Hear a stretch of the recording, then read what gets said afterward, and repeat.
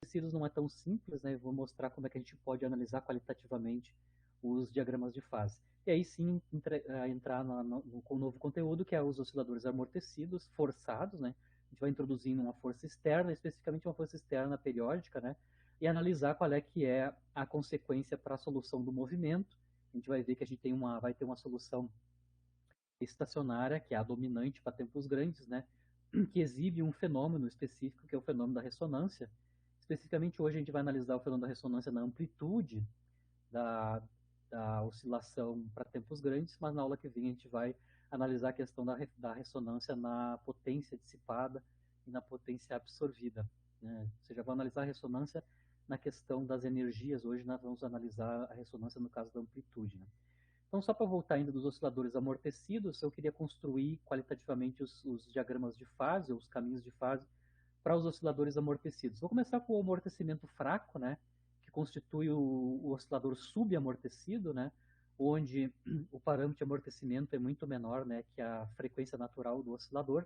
Aqui a gente está analisando inicialmente osciladores fracamente amortecidos. Né?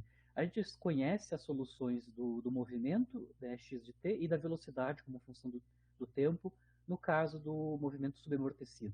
A gente viu que o movimento subamortecido é o único que ainda tem um movimento periódico, né? Ainda tem oscilação. A frequência associada com essa oscilação é a frequência ω1, né? Que é construída a partir do parâmetro beta e da frequência natural. Os outros dois osciladores amortecidos, né, o crítico e o supercrítico, não exibem mais oscilações. Né? Lembrando que a oscilação aqui é bem diferente do oscilador livre. A oscilação ocorre, mas para cada período associado com essa frequência ω1, as amplitudes do movimento vão diminuindo cada vez mais, né, até a gente chegar em repouso na origem, que é o ponto de retorno, é o ponto de equilíbrio estável no nosso caso. Bom, mas a gente conhece as duas equações de movimento, né, a equação x de t e a velocidade como função do tempo. O problema aqui é a velocidade. Né? A velocidade inclui dois termos, né, um cossenoidal, multiplicado pelo parâmetro de amortecimento, e um senoidal, multiplicado pela frequência do oscilador amortecido, fracamente amortecido. Aqui, comparado com o caso do oscilador livre, é complicado, né, porque a velocidade aqui tem duas funções periódicas. Né? Então é um pouquinho complicado fazer o mesmo procedimento que a gente fez para o oscilador livre obter o espaço de fase, o caminho no espaço de fase, que é as funções de x ponto versus x. Né? No caso do oscilador livre, as funções trigonométricas, tanto na posição quanto na velocidade, eram as funções seno e cosseno. Quando a gente levava ao quadrado essas funções e somava, isso nos dava uma equação da elipse. Né? Isso não é possível fazer assim, da forma que está o oscilador subamortecido. Então a gente vai ter que fazer uma mudança de variável, né? E analisar qualitativamente como é que seria o espaço de fase, x ponto versus x, para os osciladores subamortecidos. Né? A mudança de variável aqui, né, que eu vou utilizar, é justamente para remover uma das funções trigonométricas aqui na expressão da velocidade. Então, primeiro eu vou construir a variável u, que é proporcional à posição versus tempo, né, multiplicado pela frequência ω1, certo? Ou seja, a u de t, a função u de t, basicamente é a posição versus tempos, a mesma multiplicação pela frequência angular. E a nova variável w, que está associada com a velocidade, né? Basicamente a gente vai combinar posição e velocidade nessa variável nova. Né? A w de t é beta vezes a posição, x de t, né? Mais a velocidade. Com esta combinação a gente consegue remover o termo cossenoidal, né? E ficamos só com o termo senoidal para a função w. Obviamente, u e w mapeiam posição e velocidade, né? Qualitativamente, né? Claro que depois a gente resolver em termos de u e o v, a gente vai ter que retornar para as variáveis originais x de t e x ponto de t. Mas, basicamente, u e w de t são funções muito parecidas com o que a gente analisou no caso do oscilador livre. Né? As funções trigonométricas são complementares, né? Senos e cossenos. Com isso, a gente então vai sair de um espaço de fase x ponto versus x para um espaço de fase que é w versus u, que eu estou mostrando aqui, né? A gente vai mapear qual é que é o caminho de fase no espaço de W versus U. Então, para isso, eu preciso entender como é que W se comporta em função de U. A primeira coisa que eu vou analisar é o tamanho, né, lembrando que para cada condição inicial, isso corresponde a um ponto aqui nesse espaço de fase modificado, né? Bom, e cada ponto, claro, é dado pelas coordenadas, né, U e W. A primeira coisa que eu consigo ver é que o vetor posição, ou a distância da origem até o meu ponto, né, U e W, que eu vou chamar de R, definido como R, né, é a raiz quadrada de U2 sobre U2 mais W2, né, muito parecido com como a gente faz em sistema cartesiano, né. Então, a soma dos quadrados das coordenadas U e W vai nos dar R, que é essa distância R aqui, né? Basicamente, se a gente somar, né, os quadrados de U e W, nós vamos nos livrar das funções trigonométricas e vai sobrar apenas, no final das contas, a dependência temporal na exponencial decrescente n menos beta t. A gente faz a soma desses quadrados aqui, usamos identidade trigonométrica, a gente sobra só a dependência temporal e nos livramos das trigonométricas, né? Também aqui, a gente usando as coordenadas U e W, a gente vê que a razão de W por U, né, e nosso triângulo retângulo aqui corresponde a, basicamente, a tangente desse ângulo θ, que é medida a partir do U positivo aqui, né, basicamente U sobre W, a razão W sobre U, perdão, a razão W sobre U nos dá basicamente tangente, né, na verdade negativo da tangente ômega 1t mais sigma. Tá? Então essa razão aqui está associada com a tangente desse ângulo polar aqui. Se a gente está encarando W e U como sistema de coordenadas plano polar ou cartesiano. Né? Dessa razão do W por U, igual a tangente desse ângulo θ, a gente consegue obter quanto é que é o θ, né? Igualando os argumentos da tangente, lembrando que a tangente é uma função ímpar, né? Então, menos tangente de ômega 1t mais sigma é igual a tangente de menos ômega 1t mais sigma, né? Igualando os argumentos da tangente, a gente consegue obter quanto é que vale o tempo como função do ângulo θ aqui, né? Então, o tempo aqui isolando o tempo em termos de θ, né? O tempo pode ser escrito como menos θ sobre ômega 1 menos sigma sobre ômega 1. Ou seja, os tempos t pode ser escrito em termos do ângulo aqui no meu espaço W versus U. Quando eu substituo o tempo em função do θ na minha expressão aqui do R, né, a gente vai obter basicamente uma constante multiplicado por uma exponencial em θ, né, onde basicamente a exponencial e θ é dado pela razão. Quem acompanha o θ é a razão beta sobre ômega 1, ou seja, o parâmetro de amortecimento dividido pela frequência de amortecimento, né, a menos de constantes, né, o que sobra aqui na frente são constantes, mas a dependência de R de θ é basicamente exponencial em θ, onde a constante que multiplica o θ é essa razão beta sobre ômega 1. Se a gente encarar que o que eu obtive aqui, R versus θ, é a representação em coordenadas polares do meu espaço ômega versus U, eu consigo entender, né, qual é que são os caminhos de fase no espaço de ômega versus U. Basicamente, a gente sabe que em coordenadas polares, né, se a minha função R de θ, ou seja, as distâncias radiais como função do ângulo polar, obedecem essa expressão aqui, né, uma constante multiplicada por uma exponencial de θ, a gente tem em coordenadas polares uma figura geométrica que é a espiral logarítmica. Né? Então eu consigo mostrar aqui que da nossa transformação de variável das coordenadas e das velocidades para o espaço W versus U, que os caminhos de fase no espaço de W versus U basicamente são espirais logarítmicas, né? Onde quem acompanha o ângulo polar θ é a constante beta sobre ômega 1, que tem a ver com os parâmetros associados com o amortecimento. Né?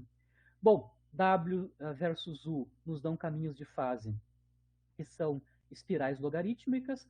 Quando a gente retorna para o espaço de fase usual, que é x ponto versus x, né, a gente tem a deformação dessa espiral logarítmica, mas basicamente a gente continua tendo uma espiral, né, como sendo qualitativamente o caminho de fase dos osciladores fracamente amortecidos. Né? Obviamente eu continuo tendo uma espiral, mas ela não é mais logarítmica porque ela é deformada quando eu retorno, né, para a variável original x ponto. Né? Eu tenho um shift aqui, né? X ponto é W menos beta x, né? Então eu tenho uma distorção da espiral logarítmica original. Mas continuo tendo uma espiral, né? Como sendo o caminho de fase, é diferente, por exemplo, comparado com os osciladores livres, né? Os caminhos de fase são elipses. Ou seja, são trajetórias fechadas, né? Elipses são trajetórias fechadas no espaço da velocidade versus posição, que é o espaço de fase em mecânica clássica, né? O espaço de fase é o espaço da velocidade, do momento, né? Versus x. Bom, então os caminhos de fase associados aos osciladores fracamente amortecidos são abertos, né? São abertos, espirais, né? E essas espirais têm um final, né? Que é justamente repouso na origem. Então eu vou perdendo energia mecânica, a gente até mostrou que no caso do oscilador fracamente amortecido, a energia mecânica decresce exponencialmente com o tempo, né? Então eu vou perdendo energia mecânica até que em um momento eu chego na origem, que é o ponto de equilíbrio estável, com velocidade instantânea nula. Então aqui a gente consegue ver que os caminhos de fase são espirais, né, descendentes, e o ponto final para tempos muito grandes, né, na espiral, é a origem. Né? X igual a zero a gente chama de atrator, né? Os atratores do caminho de fase. Quando a gente está falando de atratores nos espaços de fase são o ponto ou os pontos, né, onde a gente tem convergência dos caminhos de fase. Então, dada diversas condições iniciais para os nossos osciladores amortecidos, fracamente amortecidos, eu vou ter um conjunto de espirais, né, descendentes, cada uma, claro, com distintas espirais descendentes, né, dada a sua condição inicial, suas condições iniciais, mas todas elas vão convergir para o mesmo atrator que está na origem. Né? Sempre repouso na origem é o ponto final depois de tempo muito grande. Então aqui a gente consegue entender qualitativamente qual é que é são os caminhos, quem são os caminhos de fase para os osciladores fracamente amortecidos. Né? São espirais, né, descendentes, onde eu tenho um atrator, ou seja, um, um caminho, né, um ponto no espaço de fase, onde eu tenho convergência de todos os caminhos de fase dos osciladores subamortecidos. Agora vamos analisar o caso do oscilador crítico e supercrítico. Né? Na verdade, a gente pode analisar só o oscilador supercrítico, depois tomar o limite a partir do supercrítico obter o oscilador crítico. Né? Lembrando que no oscilador supercrítico o parâmetro beta é maior, né, que a frequência natural do oscilador, e no caso do crítico, o beta é exatamente igual, né, à frequência natural. Então, se a gente resolver os caminhos de fase para o oscilador supercrítico, a gente já resolve no limite adequado, né, para o oscilador crítico também. Só para lembrar quais são as soluções do oscilador harmônico supercrítico, onde a gente tem um grande amortecimento, né, as equações de movimento, a equação de movimento, a x de t, basicamente é um exponencial decrescente no tempo, onde a velocidade do decrescimento é dada pelo parâmetro beta, né, o parâmetro de amortecimento, multiplicado por funções reais, né, crescentes e decrescentes exponenciais no tempo, né, onde o parâmetro temporal é, é multiplicado por a frequência, na verdade não é frequência, é o parâmetro associado ao oscilador supercrítico, né, que nós chamamos de ômega 2. Ômega 2 quadrado é beta quadrado menos ômega 0 quadrado, no caso do oscilador supercrítico. Né. Nós também, derivando a expressão de x e t, a gente obteve a expressão da velocidade como função do tempo também, basicamente a regra do derivado do produto, né, a velocidade como função do tempo, de novo, a exponencial decrescente no tempo, multiplicado pelas mesmas funções exponenciais reais, né, que envolvem o parâmetro W2, né, que basicamente é a diferença dos quadrados do parâmetro beta com o quadrado do parâmetro ômega zero, que é a frequência natural do oscilador.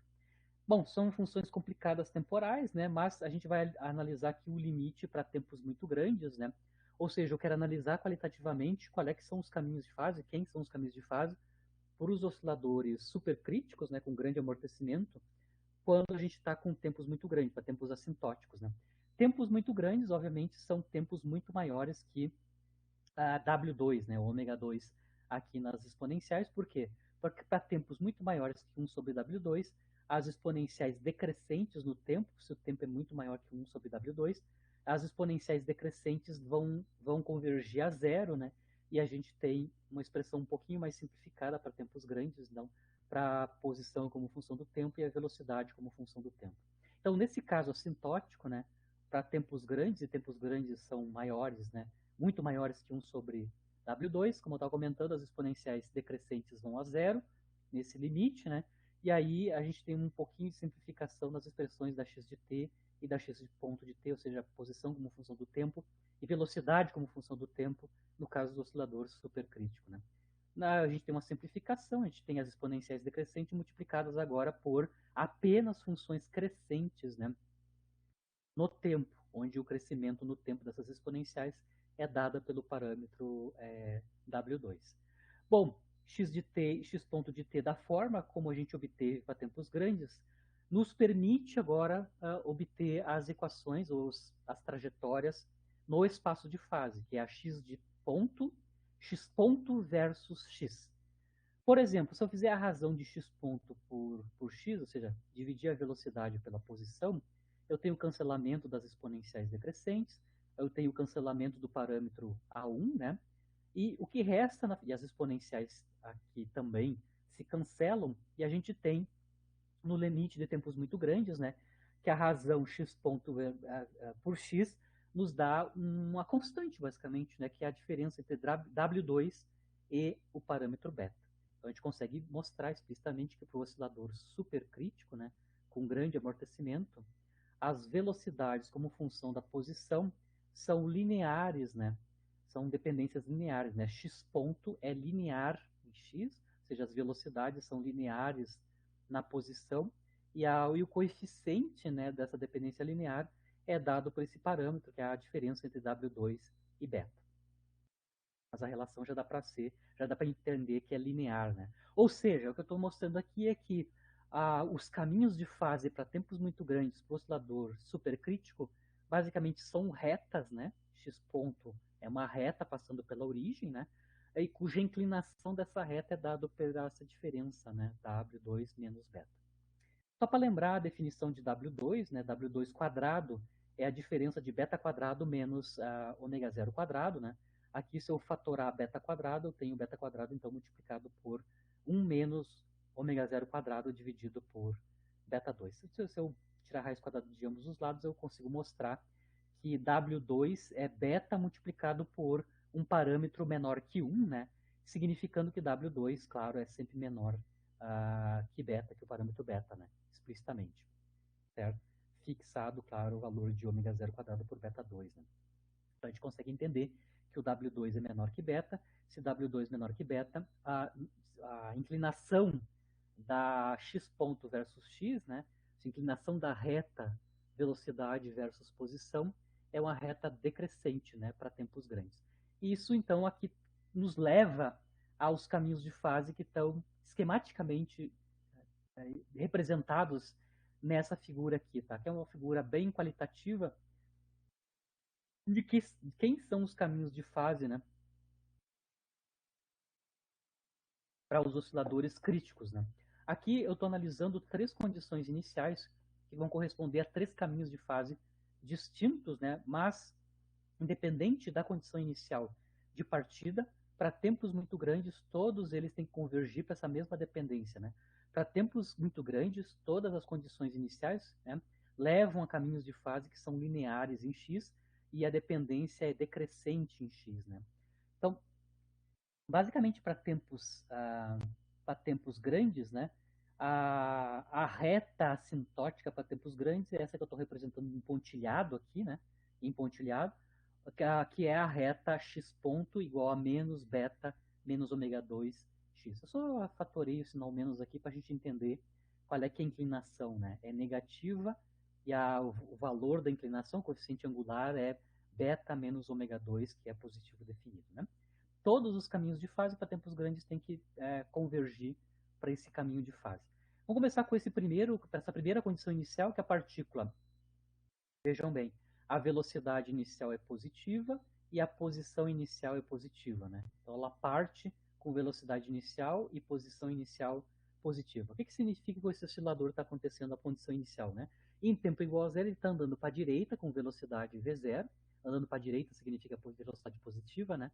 E à direita da origem, né? Então ele está à direita da origem andando para a direita ou seja, ele está à direita da origem andando para sentido positivo dos x, né, em tempo igual a zero. Isso é uma determinada condição inicial do nosso oscilador supercrítico, né? Bom, o que acontece qualitativamente com esse oscilador? Ele deve chegar até o primeiro ponto de retorno, né, ou o único ponto de retorno que ele entende, né, vai até a velocidade instantaneamente nula, isso aí eu define um ponto de retorno, e depois volta no sentido da origem, né? Quando ele volta no sentido da origem, claro, ele inverte o sinal da velocidade, né? Então, depois que ele volta do ponto de retorno, as velocidades são negativas e também as posições ainda são positivas, mas ele está andando para a esquerda, né? Porque a velocidade é negativa. Bom, e aí, depois está tempos muito grandes, muito próximos da origem, é que ele se comporta com o comportamento assintótico, né, de x ponto versus x, que é a reta, né? A reta que está empontilhada, né? O caminho de fase, então, vai convergir para a origem por aqui. Então, a fase vem aqui, vem no ponto de retorno, e no assintótico do tempo ele se comporta o caminho de fase como essa reta descendente aqui, né? Lembrando que os sinais aqui das flechinhas são os sentidos corretos da física que está acontecendo, né? Aqui eu tenho segundo a condição inicial, né, onde eu estou agora com velocidade negativa à direita da origem. Ou seja, já estou voltando para a origem, né, com velocidade negativa. Aí, depois de tempo muito grande, já automaticamente ele já vai entrar no caminho de fase assintótico, que é a reta, né, que passa pela origem, né, x ponto igual a zero, x igual a zero. E, finalmente, a terceira condição inicial diferente, né, eu estou ainda à direita da origem, com velocidade negativa, mas estou já muito próximo da origem já, né? Muito próximo da origem, andando em direção a ela. Essa é a condição que a gente tem aqui, né? X0 positivo e velocidade negativa, mas o x aqui já é muito próximo da x igual a zero, né? Muito próximo da origem. O que acontece? Eu passo pelo primeiro ponto de retorno, né? Como eu passei pela origem, né? Fui pelo ponto de retorno, volto em direção à origem sempre utilizando a reta assintótica, né? X ponto versus x assintótico. Então aqui eu estou mostrando três condições iniciais, todas as condições iniciais para os caminhos de fase particulares. Para tempos assintóticos, todos os caminhos de fase vão convergir para esse tipo de comportamento, né? Velocidade linear de x, e a inclinação é dada pela diferença entre o parâmetro beta e o ômega 2. Né? Basicamente, esse é o comportamento. Como eu falei para vocês, o comportamento assintótico do supercrítico, para a gente obter os caminhos de fase para o crítico, é só tomar o limite consistente, né?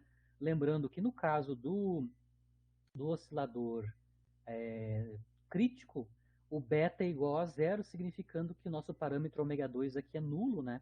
No limite, indo para o crítico, né? Então, mas os nossos caminhos de fase têm o mesmo comportamento, é linear, só que a inclinação da reta assintótica, ao invés de ser W2 menos beta, é só menos beta. Então a inclinação muda de valor quando eu passo do supercrítico para o crítico, no caso do caminho de fase qualitativo assintótico, né? Mas os comportamentos são sempre os mesmos, né? Para tempos grandes, todos os caminhos de fase vão convergir para a reta limite, né? Essa daqui, né? E de novo nós temos um atrator, né? Todos os caminhos de fase vão ter como atrator a origem, como a gente tem atrator no caso do oscilador fracamente amortecido, né? As espirais descendentes todas convergem para a origem, isso significa que eu tenho um atrator na origem, e nos osciladores críticos e supercríticos também, a mesma coisa, a origem também é um atrator, né, dos caminhos de fase, certo? Depois de um tempo muito grande, a gente vai ter velocidade nula, né, instantaneamente nula na origem do sistema de coordenada. Né?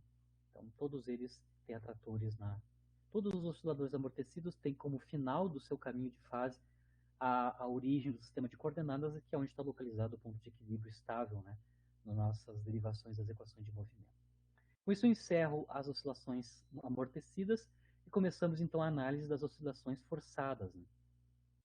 O que são as oscilações forçadas? Eu vou começar com um oscilador que pode ou estar sim ou não amortecido, ou seja, eu posso ter inicialmente amortecimento ou um oscilador livre, independente. A gente vai analisar os dois casos, tá?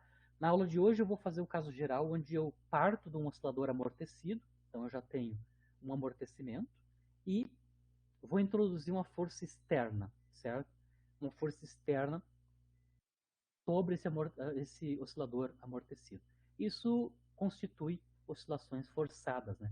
Forçadas porque eu estou introduzindo uma força externa ah, que vai interagir, né, com o meu oscilador amortecido.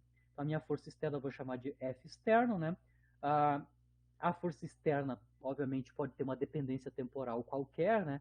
Por exemplo, a minha força externa pode ser constante, a minha força externa pode ser periódica, a minha força externa pode ser harmônica no tempo. Ou seja, eu posso ter várias possibilidades de como é que funciona, qual é que é a cara, né, da força externa atuando sobre o oscilador amortecido original, né? Aqui eu vou resolver a solução de movimento para um tipo específico de força externa, que é a força externa periódica, ou seja, harmônica no tempo. Então, eu vou resolver explicitamente o oscilador forçado para força externa periódica. Claro que esse não é o caso mais geral, né? Eu posso resolver os diferentes soluções de movimento dada a expressão da força externa como função do tempo, né? Basicamente, do ponto de vista matemático, introduzir diferentes dependências para as forças externas com o tempo significa, do ponto de vista de formal matemático, a solução do movimento são umas soluções das equações diferenciais não homogêneas, né, que vão aparecer quando eu introduzo, né, a força externa com uma certa dependência temporal. No nosso caso aqui, a gente vai analisar, claro, uma força externa que é harmônica, né? Que tem esta cara aqui, né? A força externa. Claro, estou analisando o caso 1D aqui, né? Onde a força externa, então, tem um máximo, que eu vou denominar de F0, e a dependência temporal dela tem forma cossenoidal, certo? E essa periodicidade da força externa é caracterizada pela frequência angular ômega da força externa. Então, aqui na nossa notação, ômega é a frequência angular da força externa. Ela tem uma dependência periódica cossenoidal, que significa que a gente está aplicando força sobre o oscilador harmonicamente no tempo com uma frequência ômega, certo? E, importante, a frequência ômega não necessariamente é igual à frequência natural do oscilador que a gente está forçando, né? Ou seja, o ômega necessariamente pode ser diferente de ômega zero, que é a frequência natural do oscilador livre, né? Sem amortecimento. Inclusive, a gente vai analisar qual é que é a dependência da solução de movimento comparando nessas duas frequências, né? A frequência da força externa, W, ou ômega, e a frequência natural, ômega zero. Então, para eu saber como é que fica a solução do movimento de um oscilador harmônico com uma força externa cossenoidal, né? A gente vai ter que resolver a segunda lei de Newton para esse caso, né? Então, a nossa força total é a soma da força elástica, que caracteriza o oscilador livre, né? Mais a força de amortecimento, que a gente modelou como sendo linear da velocidade, e mais, a novidade aqui é a força externa, só que ela, força externa é cossenoidal, com essa cara específica. Né? A segunda lei sabida a força total, que é a soma dessas três forças, onde a externa é a nova, né? A segunda lei está escrita aqui, né? Massa vezes a aceleração, que é o x2 ponto, é igual à força total, né? Aqui eu estou separando a força externa, que é a que tem dependência temporal explícita, né? No termo não homogêneo. Então, basicamente, na esquerda, a gente tem toda a dependência na variável dependente, que é a x de t, e no lado direito a gente tem a força externa, que é o termo das variáveis independentes, que é o tempo, né? E o termo não homogêneo é cossenoidal, nesse caso, essa nossa força externa. Se a gente dividir ambos os lados da segunda lei pela massa, a gente tem esta equação diferencial aqui para resolver, né? Basicamente, onde há aqui, que aparece no lado direito, acompanhando o cosseno de ômega t, basicamente é a razão da F0 pela massa. Né? Lembrando que F0 é o máximo da minha força externa harmônica. Né? Ou seja, resolver o movimento para um oscilador forçado onde a força externa é periódica é resolver esta equação diferencial. Né? Essa equação diferencial é exatamente a equação diferencial do oscilador amortecido, porque o lado esquerdo é o mesmo, né? Só que ela é não homogênea. Né? Lembrando que no oscilador amortecido, no lado direito a gente tinha zero, né? E a gente resolveu a equação correspondente. Aqui a gente tem um termo não nulo aqui no termo das variáveis independentes. Né? Ou seja, a equação diferencial que eu tenho que resolver, Basicamente é uma equação diferencial de segunda ordem, coeficientes constantes, né? Mas não homogênea, tá? O termo associado às variáveis independentes, ou a variável independente que é o tempo, é não nula, certo? Bom, aí eu vou ter que aprender ou lembrar como é que eu resolvo, né? A equações diferenciais de segunda ordem, equações constantes não homogêneas, né? Um método típico de solução de equações diferenciais não homogêneas é o método dos coeficientes a determinar. Mas, de maneira geral, quando eu estou resolvendo uma equação diferencial não homogênea, a solução geral para uma equação diferencial não homogênea, lá na teoria das equações diferenciais, né, a solução geral para uma equação diferencial não homogênea, basicamente é a soma da solução homogênea, ou seja, da equação homogênea associada, mais uma solução particular, certo? Então, basicamente, a gente sabe que a solução dessa equação diferencial não homogênea vai ser a solução da equação homogênea associada, que é a equação do oscilador amortecido, né? Que a gente mostrou nas últimas aulas. Né? Mais uma solução particular que a gente vai ter que construir pelo método dos parâmetros a determinar. Né? Então, basicamente, a solução da homogênea a gente já conhece, basicamente a gente já conhece dos três casos, né? Subamortecido, amortecido e super amortecido, né? Todas as três, a gente sabe, devido àquela exponencial decrescente, a n menos beta t, a gente sabe que a solução homogênea sempre vai a zero assintoticamente para tempos muito grandes. Tempos muito grandes significa tempos muito maiores que 1 sobre beta, onde aquela exponencial e na menos beta t, para t muito maior que 1 sobre beta, vai a zero assintoticamente. Então a gente conhece a solução da homogênea e sabe que a solução da homogênea ela vai rapidamente a zero para tempos muito grandes, onde tempos muito grandes para nós aqui é o inverso do parâmetro de amortecimento beta. Né? Ou seja, a parte homogênea a gente já conhece, já sabe ter toda a solução assintótica e tudo mais. Né? A solução da homogênea é a solução do oscilador amortecido, independente quais deles é. Né? Mas a gente sabe que, independente de qual solução do oscilador amortecido, ela sempre vai a zero para tempos muito grandes. Né? O que nos interessa, a novidade aqui, para a solução geral da não homogênea, é a solução particular. Né? Para achar a solução particular, a gente vai ter que usar um método, né, que é o famoso método dos coeficientes a determinar. Tá? No método dos coeficientes a determinar, a solução particular é construída a partir da forma funcional do termo não homogêneo. Né? Então, se o termo não homogêneo é função trigonométrica, a minha solução particular vai ser uma superposição de funções trigonométricas. Se o meu termo não homogêneo são exponenciais no tempo, a minha solução particular tem que ser uma combinação de exponenciais no tempo e assim por diante. Se a minha solução não, se a minha termo não homogêneo é lei de potência ou polinomial no tempo, a minha solução particular também tem que ser polinomial no tempo. No nosso caso específico, a força externa é cossenoidal, significando que eu vou construir a minha solução particular como sendo uma superposição das funções trigonométricas cossenos e senos, que são as funções ortogonais, né, que são ortogonais lá na teoria das funções trigonométricas. Né? Ou seja, como o termo não homogêneo é periódico, né, a autobase trigonométrica vai ser utilizada para construir a solução particular. Ou seja, a minha solução particular para a minha equação diferencial não homogênea, que eu vou somar com a homogênea, que já é conhecida, né? No caso, como o termo não homogêneo é cossenoidal, a minha solução particular vai ter que ter essa cara, né? Uma superposição de funções senos e cossenos, ou seja, a superposição das funções trigonométricas que são linearmente independentes, né? Claro, com o mesmo argumento que o termo não homogêneo, que é ômega t, né? Certo? O método está claro, né?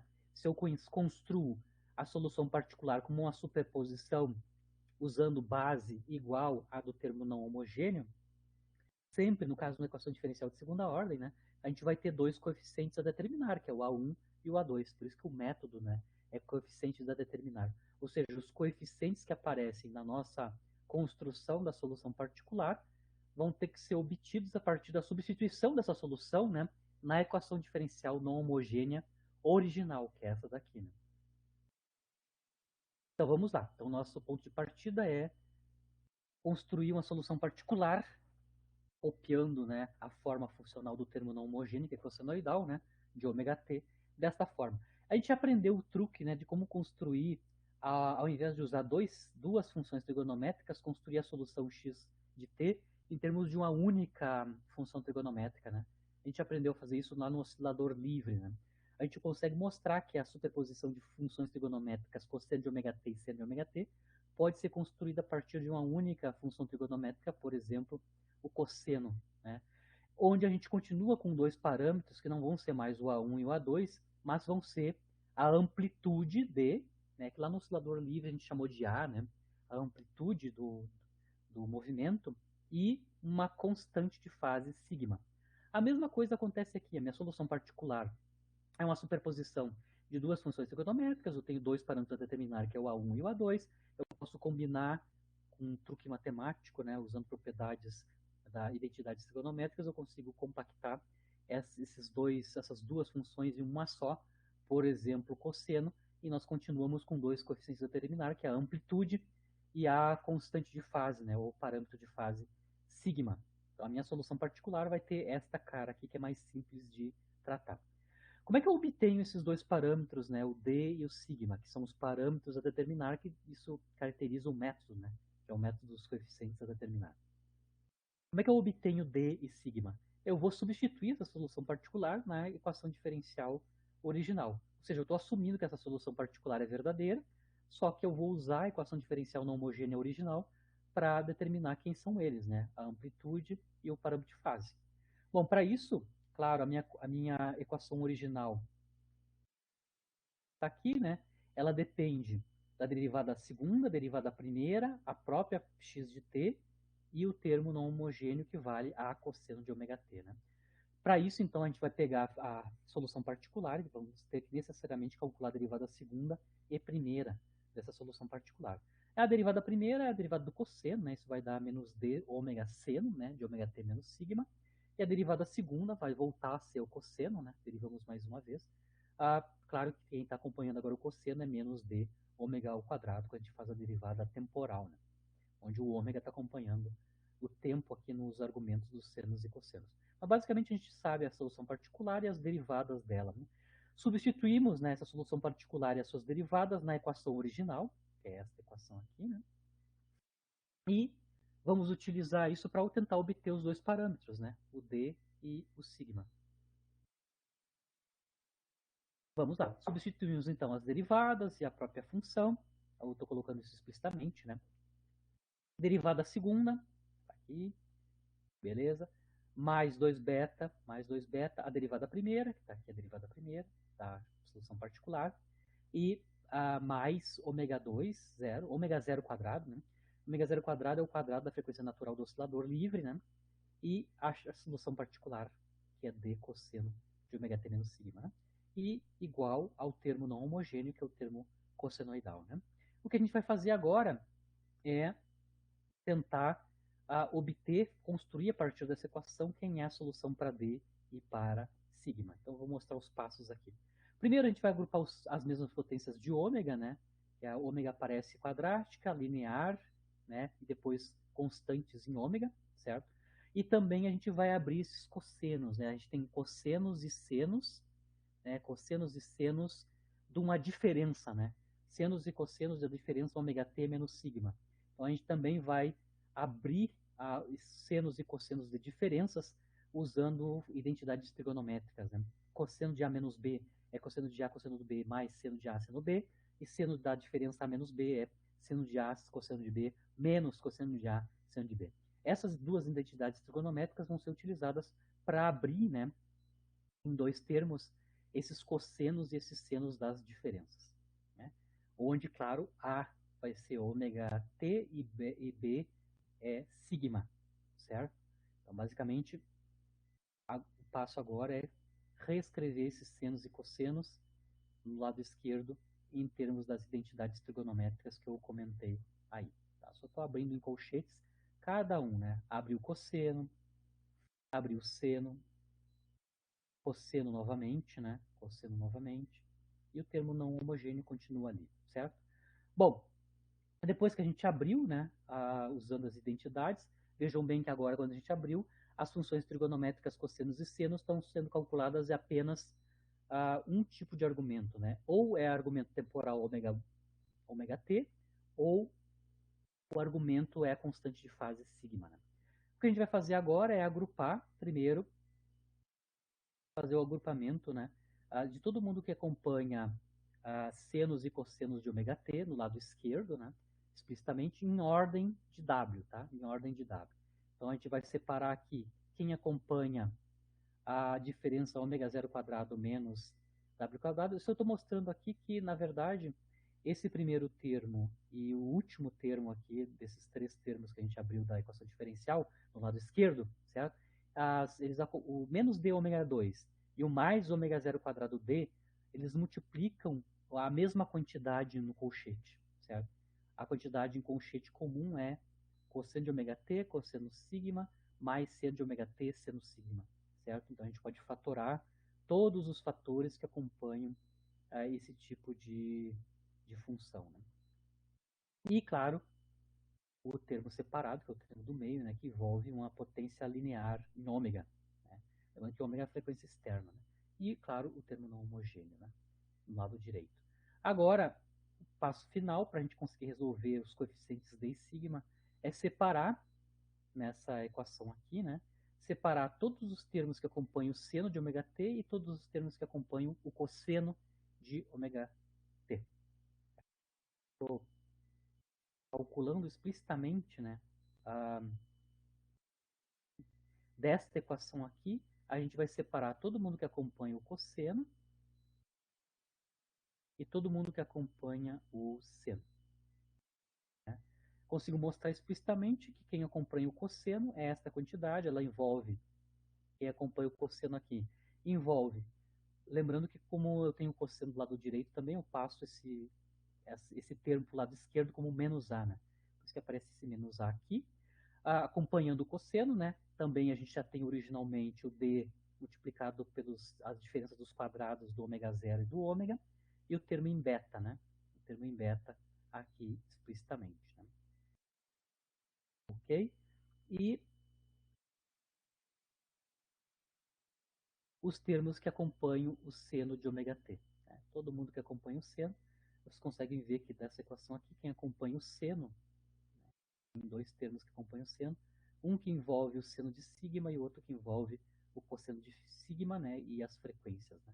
Basicamente só tem dois termos, né, que acompanham o seno e três termos que acompanham o cosseno, porque o termo não homogêneo também é no cosseno, explicitamente. Isso igual a zero. Né? Estou reescrevendo esta equação, onde apenas separei quem acompanha o seno e o cosseno. Né? Lembrando que na teoria das funções, né, senos e cossenos são funções ortogonais. Né? Então, para esta equação dar zero, né, ou seja, para essa identidade aqui ser verdadeira, como o seno e o cosseno são funções linearmente independentes, né, essa equação aqui só vai ser satisfeita, né, ela só vai ser nula se os coeficientes acompanhando os senos e os cossenos, ambos são identicamente nulos. Então, eu sei que a solução para esta equação aqui advém do fato que o seno e cosseno são funções trigonométricas e ortogonais, linearmente independentes, então, né? E se elas são linearmente independentes, para isso dar zero, necessariamente todos os coeficientes que multiplicam o cosseno e o seno, ambos têm que ser identicamente nulos para satisfazer esta equação aqui. Isso significa então que ah, eu vou ter duas equações que eu vou ter que obedecer, né? O termo que acompanha o cosseno é esses três caras aqui, né, onde eu tenho inclusive o A, né, o menos A, e também todo mundo que acompanha o seno tem que ser nulo. Tá? Eu tenho para obedecer essa relação, eu vou ter que ter zero ambos os coeficientes, né? Ambos os coeficientes que acompanham o cosseno e o seno. Ou seja, os termos que estão entre colchetes ali. Né? Bom, agora eu já tenho duas equações e dois parâmetros a determinar. Né? Quem são os parâmetros a determinar? Os parâmetros a determinar no nosso caso na solução particular, né? A amplitude D e a constante de fase sigma. Bom, se eu tenho duas equações e dois parâmetros a determinar, essas duas equações aqui bastam, né, para a gente determinar quanto é que é D e quanto é que é sigma, que são os parâmetros a determinar na nossa solução particular, né, que a gente assumiu com esta forma aqui cossenoidal, né. E os parâmetros são D e sigma a determinar. Muito bem, então vamos trabalhar nessas duas equações, mas a princípio a solução é unívoca, né? Deve ter solução única para D e sigma, porque eu tenho duas equações e dois parâmetros, né? Bom, a primeira coisa aqui no primeira equação, eu vou separar o A para o lado direito, já separo, fatoro D aqui, né? Fatoro D no lado esquerdo, tá? Quem acompanha o D são fatores que dependem de ômega zero, ômega e a constante de amortecimento, o parâmetro de amortecimento beta, e a constante de fase sigma, né? E no segundo termo, né, a gente tem, basicamente a gente pode multiplicar ambos os lados aqui por 1 sobre D, né? A gente pode dividir por D ambos os lados, né? E a gente consegue apagar a dependência em D aqui nessa segunda equação, e aí a gente fica só uma relação só para sigma, né? A segunda equação, no final das contas, vira uma equação que vai definir sigma, né? Porque a segunda equação só vai depender de senos e cossenos de sigma, né? E a primeira equação, que é essa daqui, claro, vai determinar D em termos de sigma, né? E claro, do parâmetro A. Então, escrevendo D explicitamente na primeira equação, a gente tem que D é basicamente A dividido por o que está aqui multiplicando o D, que é essas diferenças entre as frequências e os cossenos e senos da fase sigma, né? E o parâmetro de amortecimento. E a segunda equação, né, tá claro que ela vai nos dar a tangente de sigma, né? Então, se a gente passar o 2 beta ômega cosseno do lado direito, passar o cosseno abaixo do seno, né, isolar a tangente, a gente tem explicitamente da segunda equação que a tangente de sigma é dado por 2 beta ômega, ômega 0 quadrado menos ômega 2, né? Ou seja, o sigma basicamente é a arquitangente desta razão aqui, né? 2 beta ômega sobre a diferença dos quadrados do ômega 0 e do ômega, certo? Mas vejam bem, o sigma, ou a constante de fase, está completamente determinada, né? A constante de fase é explicitamente dada em termos de três parâmetros, né? O beta, que é o parâmetro de amortecimento, a frequência natural da força externa, que é a ômega, e a frequência natural do oscilador livre, que é o ômega zero. Então, o sigma, que é um dos parâmetros a determinar da minha solução particular, já está resolvida, né? O outro parâmetro, que é o D, ele não está pronto, né? Porque ele está escrito em termos de sigma, né? Aqui ainda, né? Então, o D a gente vai ter que trabalhar um pouquinho para escrever o D em termos dos parâmetros, né? Dos parâmetros beta, ômega e ômega zero. Para fazer isso, a gente vai lembrar da trigonometria, né? A tangente de θ, se eu estou falando de trigonometria, né? Basicamente, a tangente de θ, se eu tenho um triângulo retângulo, né? A tangente do ângulo θ no triângulo retângulo, né? Basicamente, a razão da cateto oposto pelo cateto adjacente no meu triângulo retângulo, né? Ou seja, aqui eu estou chamando de y o cateto, cateto oposto ao ângulo, e x é o cateto adjacente ao ângulo, e onde a H é a hipotenusa, onde a hipotenusa é a soma dos quadrados dos catetos, né, raiz quadrada, certo? Mas da trigonometria a gente sabe que tangente de um ângulo é a razão dos catetos, né, oposto por adjacente. E também a gente consegue construir as funções trigonométricas seno e cosseno deste mesmo ângulo θ a partir dos catetos opostos e adjacentes e da hipotenusa, né? O seno de θ é o cateto oposto pela hipotenusa e o cosseno de θ é o cateto adjacente pela hipotenusa. Bom, no nosso caso, a gente mostrou ali explicitamente, né, da solução das duas equações anteriores, né, que tangente de sigma é uma razão, tá? A tangente de sigma é uma razão onde o numerador é 2 beta ômega e o denominador é a diferença dos quadrados das frequências, né? Natural e a externa. Bom, se isso aqui é uma razão, eu posso associar o numerador com a hipotenusa, com o cateto oposto, y, e o que está no denominador com o cateto adjacente, x. De novo, lembrando que para trigonometria, tangente do ângulo, tangente de sigma, é a razão dos catetos, né? Então, para mim, aqui na trigonometria, o cateto associado à tangente de sigma, ao ângulo sigma, né? O cateto adjacente, o cateto oposto é 2 beta ômega, o cateto adjacente é a diferença das frequências ao quadrado, certo? Com isso, por que eu estou falando isso, né? Identificando quem são os catetos, porque aqui na expressão de W eu tenho senos e cossenos de sigma e não tangente de sigma explicitamente, né? Então eu preciso construir quem é cosseno de sigma e seno de sigma em termos dos parâmetros beta, ômega e ômega zero. Então aqui eu estou fazendo um truque matemático, né? Lembrando-se que tangente de sigma é uma razão, o numerador é o cateto oposto e o denominador é o cateto adjacente. Com isso eu consigo construir quanto é que é seno de sigma e cosseno de sigma que aparecem aqui na expressão de D, certo? Então, seno de sigma é o cateto oposto pela hipotenusa. Lembrando que a hipotenusa é a soma do quadrado desses dois caras, raiz quadrada, né? Ou seja, soma o quadrado deste com o quadrado desse e tira a raiz quadrada. E o cosseno de sigma é o cateto adjacente, que é a diferença dos quadrados das frequências, dividido pela hipotenusa. Então aqui eu consigo escrever seno de sigma e cosseno de sigma em termos dos parâmetros beta, ômega e ômega zero, certo? Substituo isso aqui na expressão de D, explicitamente, e o que eu obtenho é D em termos só dos ômegas e de beta. Tá? Fazendo aqui o cálculo, né, explicitamente, quando eu substituir seno e cosseno aqui na expressão original do D, né, aqui e aqui, eu consigo mostrar que, no final das contas, o parâmetro D, né, a amplitude da minha solução particular, né, é obtida como A, lembrando que A depende da força externa, né, é o máximo da força externa dividido pela massa da partícula, né, dividido por raiz quadrada de um fator que depende das duas frequências, né, a frequência natural e a frequência da força externa, e do parâmetro de amortecimento. E aí, parâmetros associados à solução particular estão completamente determinados, né? A solução particular como função do tempo, que vai ser a solução para tempos grandes, né?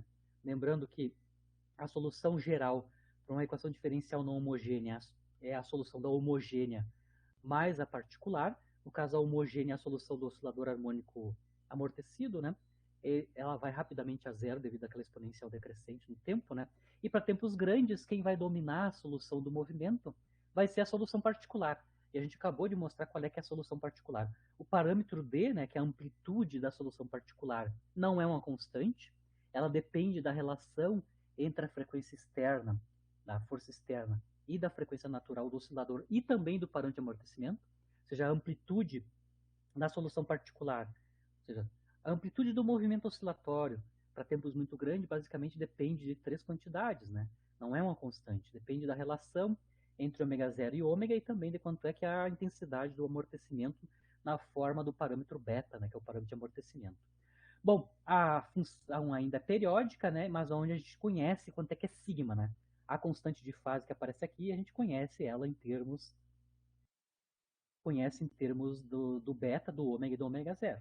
Né? Então está completamente determinado a solução particular, que é a solução para tempos muito grandes. O que eu obtive para a solução particular do meu oscilador forçado se a força externa é periódica com frequência ômega, né? Basicamente eu vou ter um oscilador, o movimento vai ser oscilatório, né? Porque eu tenho uma função periódica cossenoidal do tempo, né? Onde a frequência associada é a frequência externa, né? É a ômega externa, né? Ou seja, a cara do movimento para tempos grandes é tipo oscilador harmônico, né?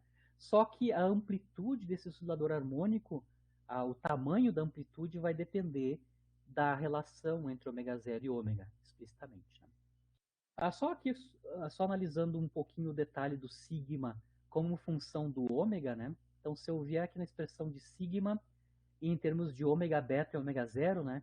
Se eu fixar o parâmetro de amortecimento e fixar frequência natural do oscilador, ou seja, se eu conhecer tudo sobre o oscilador amortecido, sobre o qual eu vou atuar a força periódica externa, né, e acompanhar qual é que é a dependência de sigma, o parâmetro, a constante de fase, né, em termos de ômega. Qual é que é a dependência em ômega da minha constante de fase sigma, que aparece na minha solução para tempo muito grande particular. Né?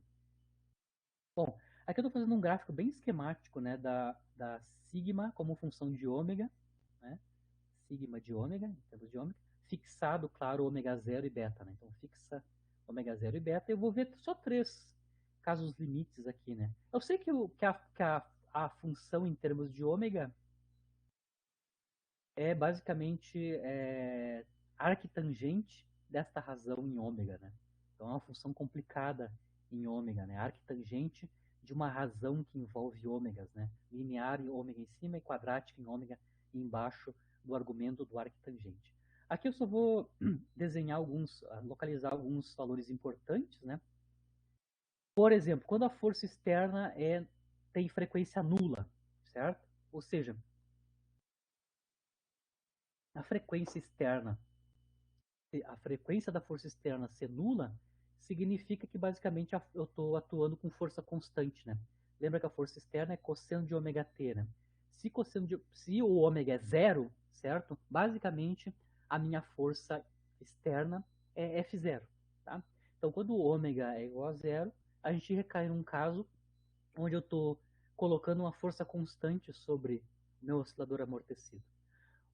A constante de fase associada quando eu estou com uma força constante, né, sobre o oscilador amortecido, isso corresponde a ômega igual a zero para a força externa, né?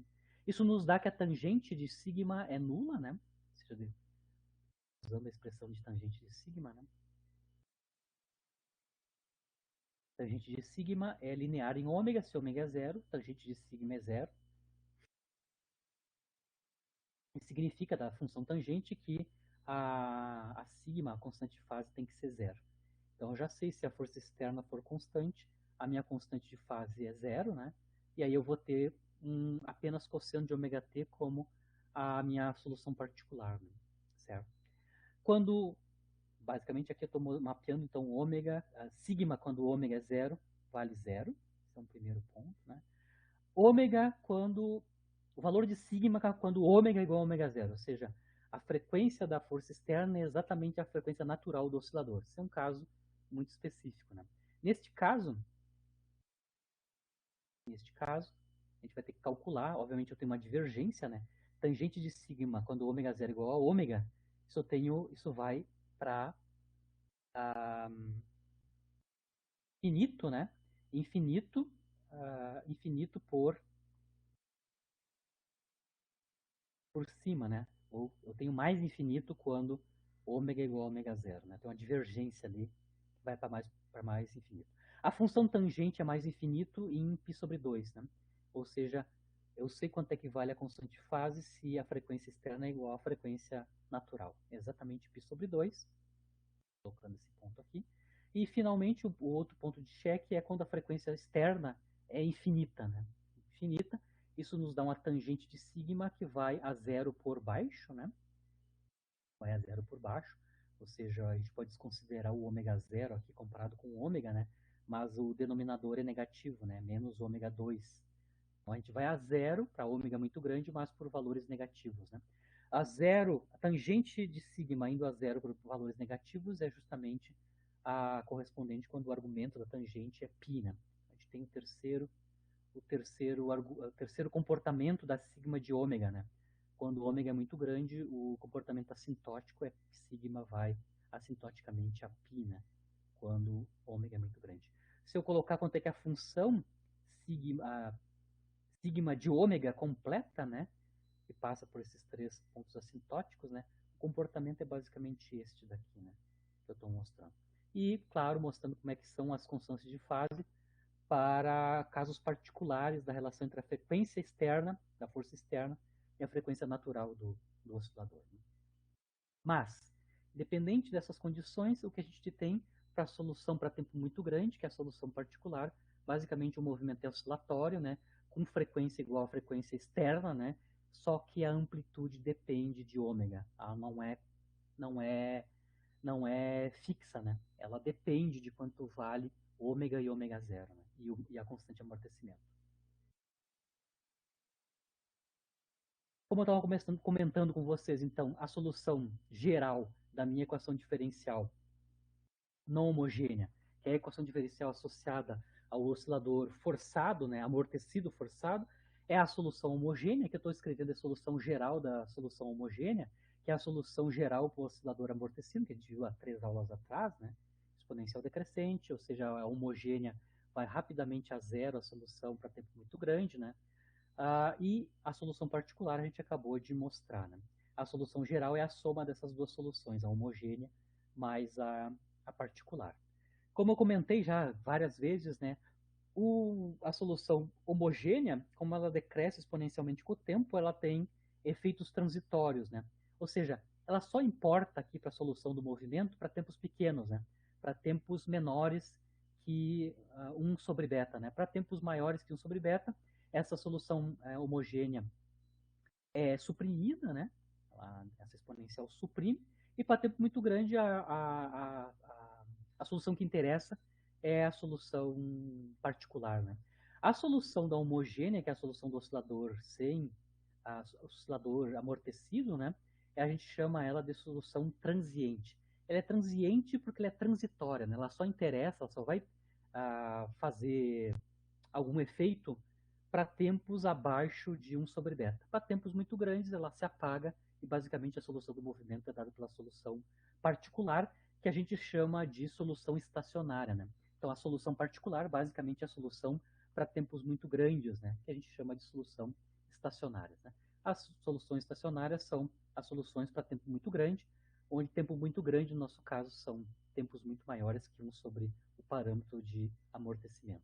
Então, a gente já conhece que eu vou ter uma solução que é transitória ou transiente, né, que é a solução da homogênea, que é a solução do oscilador. Para tempo muito grande, basicamente, a solução é a solução particular, né? Então, da agora em diante, né, nas nossas análises, a gente vai assumir que a gente já está em tempo grande e a solução já é a solução estacionária, né? Já se apagou a solução transiente vinda do oscilador amortecido e, basicamente, a gente está com a equação de movimento, a equação horária do movimento, dada pela solução particular, que é periódica, né? Ela é periódica, só que a amplitude não é fixa. Ela depende de ômega, de beta e de ômega zero. Depende da relação entre esses 3 parâmetros, né? Aqui, vamos analisar a questão da solução particular ou da solução estacionária, né? E analisar o fenômeno da ressonância da amplitude, certo? Eu vou mostrar que para determinados valores da frequência da força externa, comparada com a natural do oscilador, a amplitude do movimento, né? Ou seja, o meu movimento oscilatório tem uma determinada amplitude, eu vou ter a amplitude maior possível para um valor específico da frequência da força externa ômega. Isso é chamado fenômeno de ressonância. Então, aqui eu vou ter ressonância na amplitude da minha solução particular. Ou seja, a minha amplitude para a solução particular vai ter um valor máximo, dado uma certa condição da relação entre a frequência externa, da força externa, e a natural do oscilador, que é a ômega zero. Certo? Como é que eu sei qual é, que é a frequência associada ao pico da amplitude, né? Ou seja, qual é, que é a frequência externa associada à força externa, a ômega, né? Que me dá o A máximo, né? Me dá a maior amplitude possível na minha solução particular. Ou seja, para qual ômega, esta quantidade que está acompanhando o cosseno, que é a amplitude como função de ômega, né? Me dá o valor máximo, né?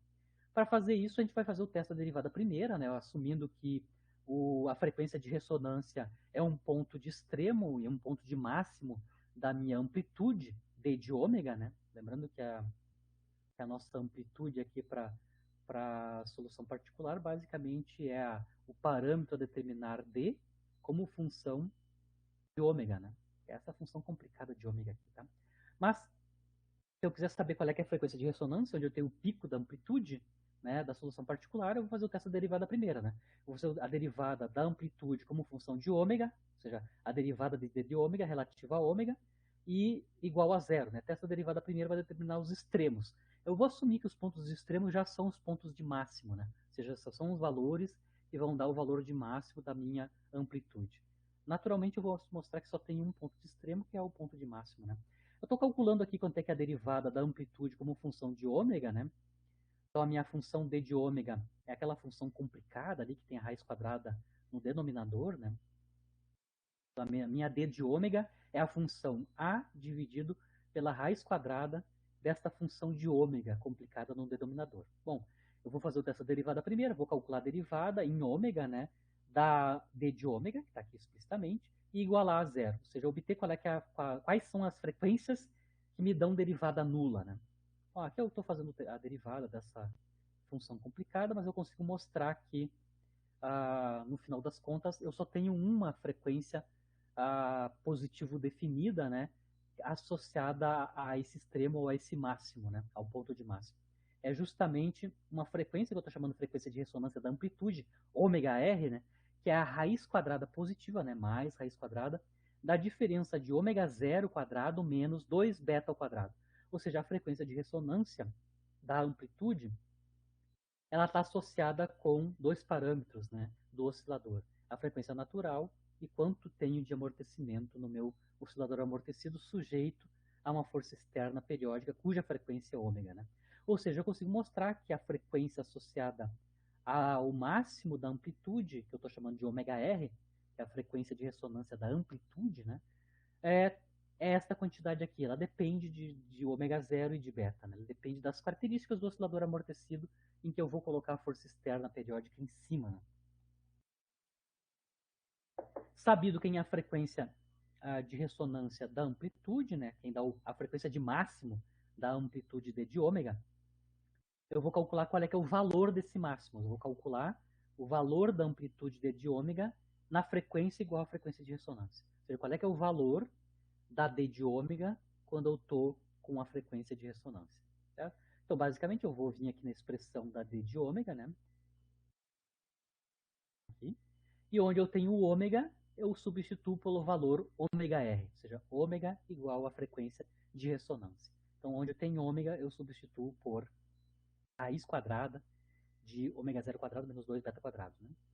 Quando eu faço isso, eu colocando aqui todo o detalhe, né? Eu consigo mostrar que o valor do máximo, né, da amplitude, que corresponde à frequência igual à frequência de ressonância da amplitude ômega r, né, a máximo da amplitude tem este valor aqui, né, A dividido por 2 beta, raiz quadrada de ômega zero quadrado menos beta 2. Basicamente, o valor da amplitude no máximo depende explicitamente de quanto vale o amortecimento. Né? O beta aparece duas vezes aqui, né, tanto dentro da raiz quadrada, comparado com ômega zero quadrado, e também aqui no caso externo. Está claro que o valor do máximo na ressonância, né, a minha amplitude vai ser maior possível quando na ressonância, se a frequência externa é igual à frequência de ressonância, se o amortecimento é pequeno, né? Tá claro aqui que se o beta for pequenininho, né, se eu tenho, ou seja, se o meu oscilador amortecido for fracamente amortecido, né, e eu estou colocando uma força externa cuja frequência é exatamente a frequência de ressonância, eu vou ter um máximo da amplitude e a amplitude tem um valor que é inversamente proporcional ao parâmetro de amortecimento beta. Né? Tá claro também que para diferentes betas, obviamente, eu vou ter diferentes valores de máximo, né, para a minha D de ômega que eu estou representando aqui. Né? D de ômega em função de ômega para duas frequências de ressonância diferentes, né, que estão associados a betas diferentes. Né? Então, se eu tomar dois betas diferentes, que eu estou chamando de ômega 1R e ômega 2 R, ou seja, duas frequências de ressonância associadas a dois valores de beta, né, dois amortecimentos diferentes, né, eu vou ter valores de máximos distintos. Né? Ou seja, amortecimentos mais fracos vão me dar amplitudes maiores. Né? Amplitudes maiores, amortecimentos maiores vão me dar picos menores na minha amplitude de ressonância. Certo? Aqui eu já estou representando o que está acontecendo, né, numericamente em termos de beta. Aqui esse símbolo estranho é o beta, tá? É o beta para diferentes valores de beta, que vai de 0 até 1, ou seja, eu estou aumentando, né, o amortecimento. A gente consegue ver que se a gente vai diminuindo o amortecimento, ou seja, diminuindo o parâmetro sigma, né, começa em 1.1, né, valor 1.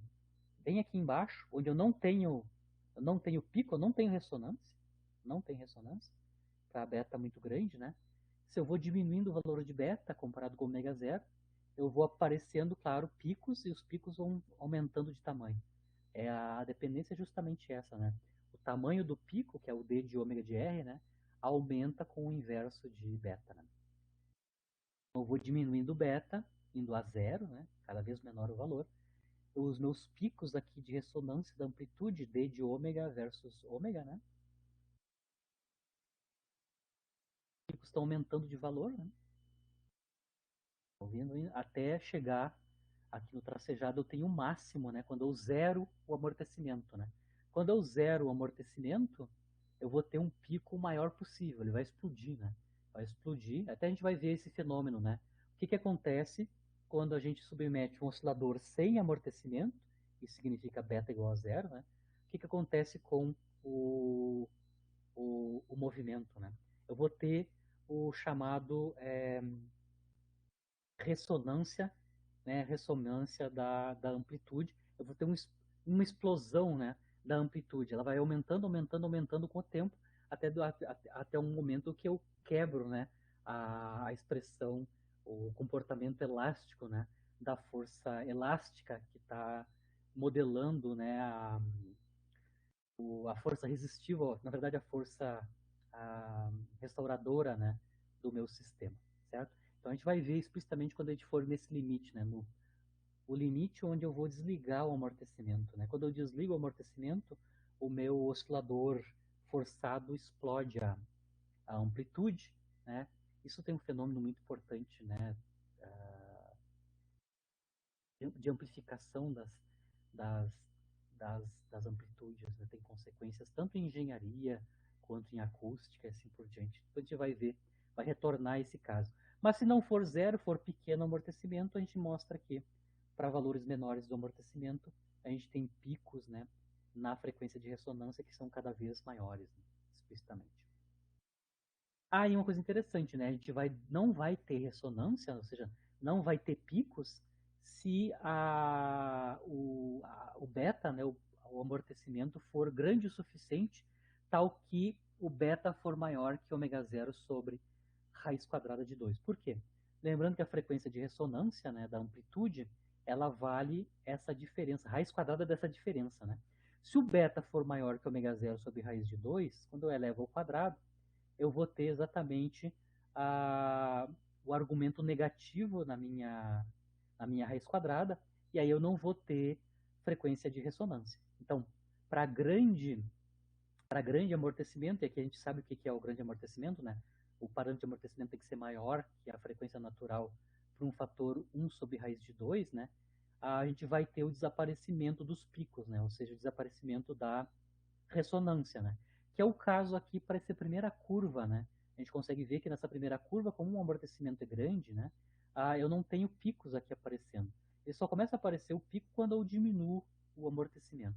Então a gente consegue entender também que o fenômeno de ressonância tem uma limitação, né? Ela só vai acontecer para amortecimentos abaixo de ômega zero sobre raiz de 2. Né? Então, para amortecimento muito grande, a ressonância na amplitude não vai aparecer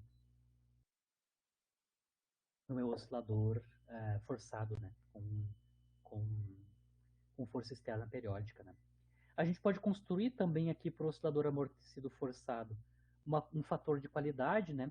Lembrando que lá no oscilador amortecido, para pequeno amortecimento, a gente construiu o fator de qualidade, a gente mostrou que basicamente ele é igual a ômega zero dividido por 2 beta, né? Onde beta é o parâmetro de amortecimento e ômega zero é a frequência natural, né?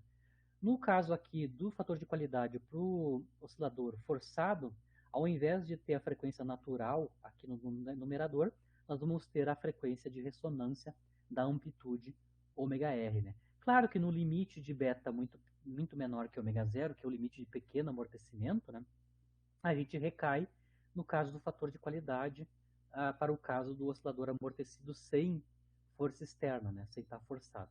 Então, a gente tem uma expressão mais geral, né, do fator de qualidade, tanto no caso forçado quanto no caso não forçado. A gente vai mostrar na aula que vem que eu também posso escrever o fator de qualidade em termos das diferenças de frequência em torno, né, que são simétricas em torno da frequência de ressonância, tá? Mas antes, como eu acabei de mostrar, né, a gente só vai ter ressonância se o beta for menor que ômega zero sobre raiz de 2. Né? Se for maior, a gente não vai ter frequência de ressonância real, né, número real. isso significa que eu vou ter um fator de qualidade limite, né, que eu chamo o fator de qualidade crítico, que quando o ômega R corresponde ao valor limite aqui da minha frequência de ressonância, né?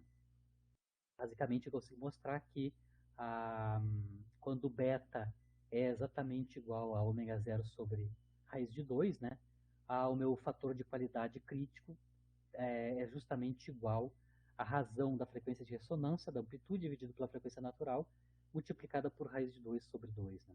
Basicamente, o que eu estou mostrando é que a ressonância vai ser destruída se eu tenho Qs maiores que esse Q crítico aqui, né? Basicamente. Que corresponde aos valores onde o beta é maior que ômega zero sobre raiz de 2, né? Explicitamente.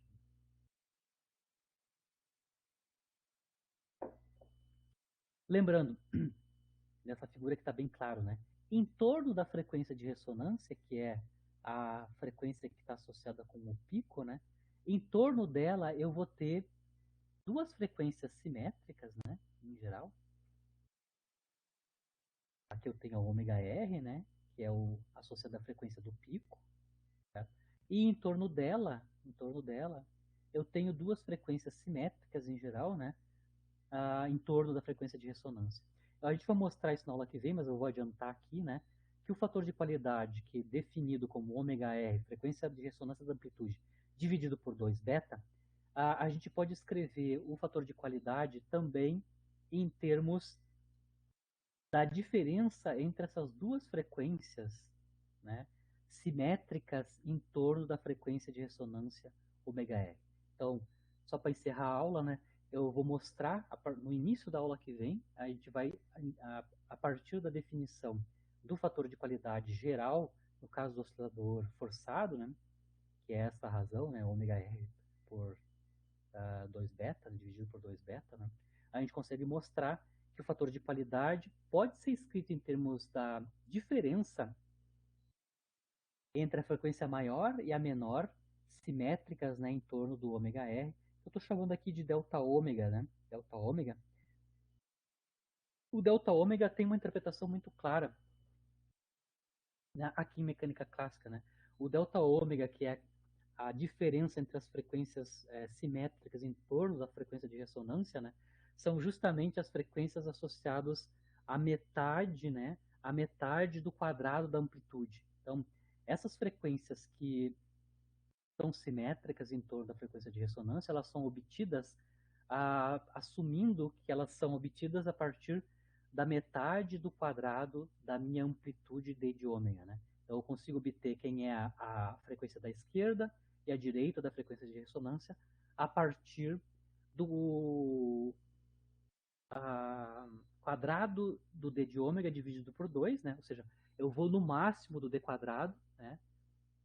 Eu vou no máximo, os picos da função d quadrado, vou até a metade, né, a metade desse máximo. A metade desse máximo me define uma largura, né? E essa largura vai definir as frequências que vão entrar aqui na definição do meu delta ômega, né?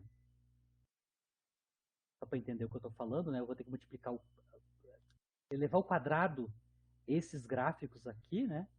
E vou determinar onde está localizado a metade do meu máximo. Né? Então, por exemplo, se eu estou calculando o quadrado, eu determino que o quadrado dá essa azul, essa curva azul, por exemplo, né? Eu determino quanto é que é o máximo da curva azul, que é o máximo do d quadrado. Vou até a metade desse máximo. Quando eu chego na metade desse máximo, eu tenho uma largura da metade do máximo, na metade do máximo, né? E essa largura é justamente o que eu estou chamando de delta ômega, né? Então, a largura na metade do máximo vai nos ajudar a determinar quanto é que é o fator de qualidade quando eu tenho um oscilador forçado, né? Isso a gente vai ver na aula que vem. Basicamente, a gente vai mostrar que o fator de qualidade para o oscilador forçado é a frequência natural do oscilador dividido pela largura associado à metade do quadrado do máximo na amplitude, certo? Ou se eu quiser só trabalhar em termos do W, né, a largura está localizada, né, a 1 sobre raiz de 2 do pico da minha D de ômega R, né? Ou seja, eu vou no máximo de D, verifico quanto é que é a quantidade d sobre raiz de 2, isso vai me definir a largura delta ômega, né? E a largura delta ômega é utilizada para calcular também o fator de qualidade. Então isso a gente vai fazer no início da aula que vem, a gente já vai analisar esta questão aqui, vai voltar e vamos calcular explicitamente, né? Qual é a largura, né? Qual é a largura das minhas amplitudes como função de ômega, né? E usar essa largura explicitamente, né? Para calcular quanto é que é o fator de qualidade, né? Basicamente a gente vai mostrar que o delta ômega no limite de amortecimento fraco, né? Que é onde eu posso ter ressonância grande, né? A gente mostrou aqui nessa figura, que é o caso, né? Quando eu vou diminuindo o amortecimento maior é o meu pico, né? A gente vai mostrar que essa largura aqui é basicamente da ordem de 2 vezes o parâmetro de amortecimento, certo? Isso a gente vai mostrar no início da aula que vem. Então, só resumindo a aula de hoje, estou encerrando a aula de hoje aqui por aqui, né? O que a gente viu na aula de hoje, do ponto de vista de conteúdo novo, a gente viu então um oscilador forçado, especificamente forçado por uma força periódica externa, onde a frequência angular dessa força externa é ômega, tá? A gente mostrou que a solução para tempo grande é uma solução harmônica, só que a amplitude do movimento não é fixa. Ela depende da relação entre as frequências externas e naturais do oscilador, né? E a gente vai ter picos, né, que são associados à frequência de ressonância, né, associada à nossa amplitude, certo? E a gente mostrou também que os picos são cada vez maiores na ressonância se eu vou diminuindo o amortecimento. Então, o que a gente vai fazer na aula que vem é tratar essa questão da largura, né, da d de ômega, qual é que é a largura dessa curva, né? Uma cara funcional bem complicada, mas ela tem uma largura calculável, né? E depois a gente vai analisar, no caso do oscilador forçado, como é que fica o balanço de energia, né? Então a gente vai gastar bastante tempo na aula passada, na aula que vem, para analisar como é que fica a energia mecânica, a energia potencial e a energia cinética em termos da frequência externa, ômega, né? A gente vai mostrar, vai tentar calcular na aula que vem, qual é que é o valor médio da potência da força externa, né, e a potência média que é dissipada, né, pelo amortecimento. A gente vai mostrar que essas duas potências médias, né, a que é recebida através da força externa, que entra no sistema, e a que sai através do amortecimento, na dissipação da energia mecânica, né, em média, para pequeno amortecimento, né, elas são iguais. Então a gente vai mostrar que as potências dissipadas e recebidas, médias, no caso de amortecimento fraco, né, essas médias das potências instantâneas são iguais, e a gente vai analisar então o balanço de energia, né, num oscilador forçado. Lembrando que no oscilador, comparando o oscilador forçado com o amortecido, no caso do amortecido, a, a gente tem decaimento, né, da energia mecânica com o tempo. Vou dissipando, dissipando, dissipando energia mecânica até zerar, né, ter energia cinética nula, e a gente vai para a origem. Né? Aqui no caso do oscilador forçado, especificamente com força externa periódica, né, a gente está periodicamente introduzindo energia no sistema. Né? Porque se eu tenho uma força externa, que é cossenoidal, automaticamente eu tenho uma energia potencial associada, né, que eu estou introduzindo energia no sistema periodicamente. Né? Em certas condições, né, em média, né, a energia que é perdida pelo amortecimento pode ser restaurada pela força externa. Mas, claro, para isso acontecer, eu tenho que ter um timing correto entre o fornecimento de energia externa com a perda de energia via amortecimento. Né? Esse balanço, né, da energia que entra e sai do meu sistema no oscilador forçado, a gente vai analisar em detalhes na aula que vem. E aí eu encerro a aula de hoje, fico à disposição de vocês, mas voltamos na quinta-feira com todos esses detalhamentos dos balanços de energia nos osciladores forçados, né? Onde a gente vai ter introdução de energia, novidade, né? Nesses sistemas, e vamos analisar como é que varia a energia mecânica nesses casos, né? Certo? Encerro a aula por aqui, fico à disposição de vocês e voltamos na quinta-feira, ainda com osciladores forçados, né? A análise da balanço de energia, basicamente.